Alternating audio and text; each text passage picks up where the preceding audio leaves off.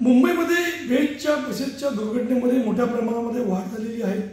या बाबतीमध्ये आम्ही माहिती अधिकाराचा वापर केला असता आम्हाला ती माहिती धक्कादायक यासाठी आहे कारण मागील 5 वर्षांमध्ये बेस्टच्या 834 दुर्घटनेमध्ये 88 नागरिकांचा बळी गेलेला आहे।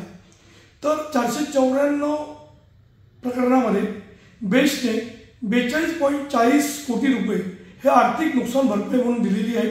यामध्ये जीवित हानी झालेल्या कुटुंबांचा समावेश आहे आणि जे घायल झाले त्यांचा सुद्धा समावेश आहे। तर एकूण आतापर्यंत त्यांनी 14 लोकांना फक्त बडतर्फ केलेलं आहे आणि 24च्या कर्मचाऱ्यांना निलंबित केलेलं आहे। खरं पाहिलं तर ज्या प्रमाणामध्ये या दुर्घटना होत आहेत त्यामुळे नागरिकांमध्ये चिंतेचे वातावरण आहे आणि बेस्टची संपूर्ण सुरक्षितता याच्यावरती सुद्धा प्रश्नचिन्ह निर्माण झालेलं आहे। आमची मागणी आहे की बेस्ट प्रशासन आणि कर्मचाऱ्यांनी काळजीपूर्वक दक्ष राहून अगर गाड्या चालवल्या तर निश्चितपणाने या दुर्घटनेमध्ये एक प्रकारची घट